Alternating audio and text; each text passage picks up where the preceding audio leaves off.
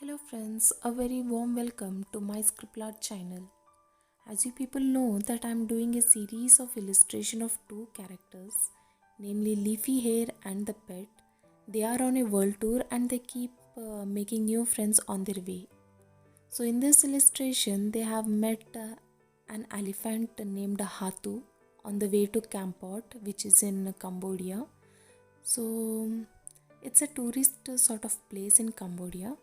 The name of this episode 3 is Leafy Hair and the Pet Met Hatu.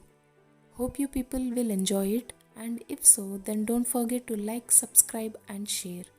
Let's enjoy the journey of illustration.